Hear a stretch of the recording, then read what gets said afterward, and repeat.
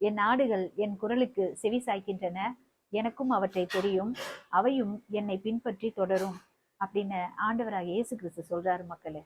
ஒரு முறை சாலமோன் மண்டபத்துல இயேசு கிறிஸ்து நடந்துகிட்டே இருக்கும்போது யூதர்கள் மக்கள் அனைவரும் சேர்ந்து என்ன சொல்றாங்க, நீங்க மெசியா அப்படின்னா நாங்க இதை எங்களுக்கு உண்மையை சொல்லுங்க, நாங்க இன்னும் எவ்வளவு நாள் காத்துக்கிட்டு இருக்கணும் அப்படின்னு சொல்லி கேட்குறாங்க.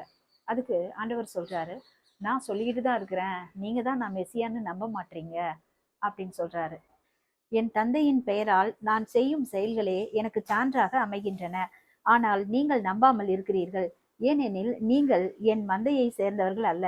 என் ஆடுகள் எனது குரலுக்கு செவி சாய்க்கின்றன, எனக்கு அவற்றை தெரியும், அவையும் என்னை பின்தொடர்கின்றன. நான் அவற்றிற்கு நிலைவாழ்வை அளிக்கிறேன், அவை என்றுமே அழியா. அவற்றை எனது கையில் இருந்து யாரும் பறித்து கொள்ள மாட்டார். அவற்றை எனக்கு அளித்த என் தந்தை அனைவரையும் விட பெரியவர்.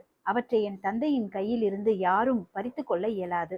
நானும் தந்தையும் ஒன்றாய் இருக்கிறோம் என்றார். யூதர்கள் சிலர் நம்ப மறுக்கிறாங்க. காரணம், அவர்கள் ஆயனை பின்பற்றும் ஆடுகள் இல்லை, அவரது குரலுக்கு செவி சாய்ப்பதும் இல்லை, அவர்களின் செயல்களை கண்டு நம்புவதும் இல்லை. ஆனால் நம்புகிறவர் இயேசுவின் குரலை செவி மடுக்கின்றனர், அவர் செயல்களை கண்டு அவரை பின்பற்றி வருகின்றனர்.